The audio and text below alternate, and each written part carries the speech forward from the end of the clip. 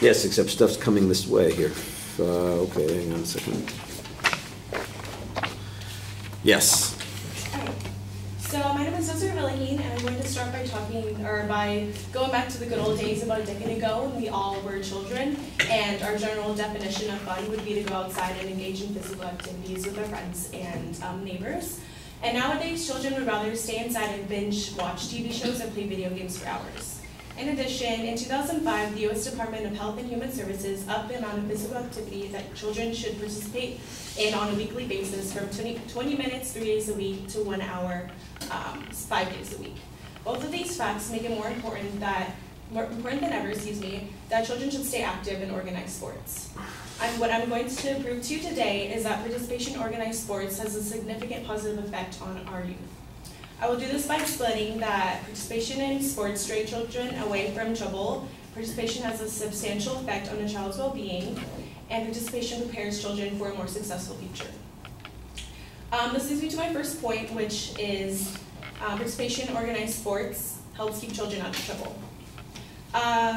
Through sports, children learn discipline and how to successfully interact with their peers. Catalina Logan, a writer from Livestrong, wrote that sports help children in their hormonal stages by giving them a stable and comfortable environment in which their teams and coaches all share the same goals. This helps children express themselves in a healthy manner rather than using other methods such as drugs.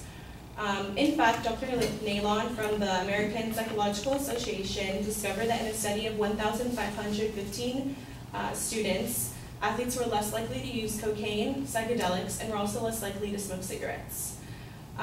In addition, children also often develop a role model in their given sport, which encourages self-worth within the child. This helps them stay focused on the role model's positive messages rather than getting influenced by other bad authorities such as drugs, like I mentioned before. And this brings me to my second point, which is participation in organized sports makes athletes healthier than non-athletes. The Center for Disease Control and Prevention did a study that showed that participation helps with strength, endurance, healthy bones and muscles, reduces anxiety, and improves blood pressure and cholesterol levels. Jennifer Warner from WebMD wrote that the participation was the biggest factor in preventing childhood obesity. In fact, WebMD researchers did a study that showed that students who play on multiple sports teams are 27% less likely to become overweight and are 39% less likely to become obese than children who do not participate in sports. And this brings me to my third and final point, which is that participation in organized sports prepares children for a more successful future. Playing sports requires thinking, planning, strategizing, which helps them become a more productive citizen.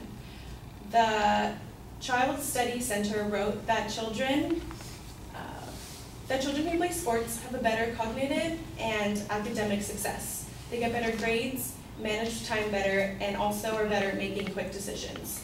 All those traits also go into helping them be more effective leaders.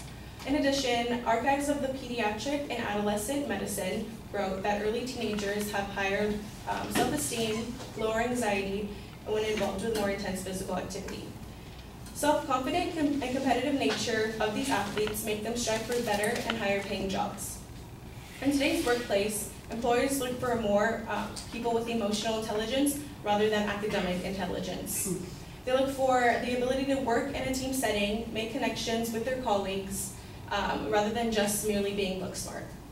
With all these skills being developed early on, children will be led on the right path to a successful future. And some people might say that organized sports take up too much time away from schoolwork, and which is why the children are in school in the first place.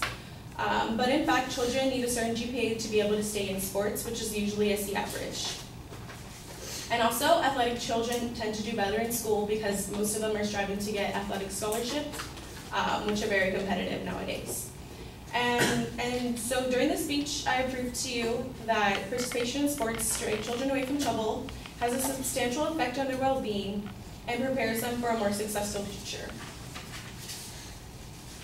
And with that being said, I hope all of you agree with me that participation in sports has a significant positive effect on our youth. Thank you.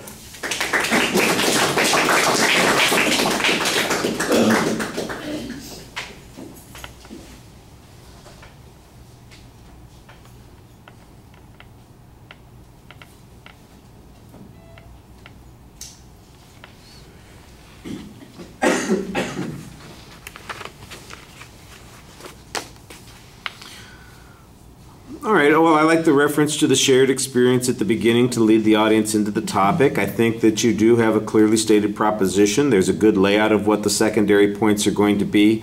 I think you need to develop a little bit more controversy on this subject. Why is this an argument? What is the problem here that people have in regard to people, especially kids, participating in organized sports?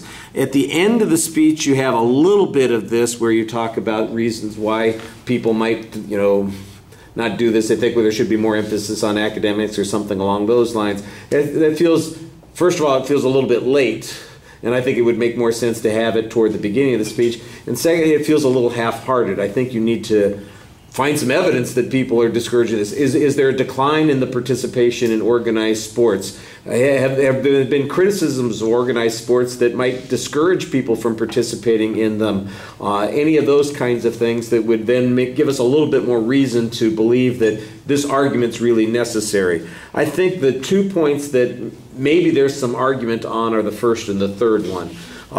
The idea that there is some intangible benefit from participating in sports, both academically and in preventing particular problems of kids, getting involved in other sorts of things. I think those are things that can be developed. The middle point, the idea that, gee, doing something athletic is good for your health. I'm not sure there's any controversy on that, and it feels like it's kind of in the middle there as a placeholder in the argument. So, like I said, I think you need to develop a little bit more controversy on those points. On the other hand, I thought that the citation of evidence that you had was very good. You had good testimony and some good examples there. You're consistent about citing the sources on your information. Some of it could be maybe a little bit more effective, especially, like I said, on those first and third points. I think that you introduce ideas and explain them and give a reason. The proof is not always as convincing as it could be, but you're on the right track on those points. On the presentation, I think you do need to work a little bit on your eye contact, and I think it's really noticeable at the end of the speech when you kind of lose your place and suddenly realize, I'm getting here to the end of my argument. Now I have to look at my notes to see what the argument was that I was making. You have an okay summary there, but it's obvious by the way you presented it that it's, that you're focused on the notes instead of the audience, and it would be better for it to be the other way around. All right, thank you.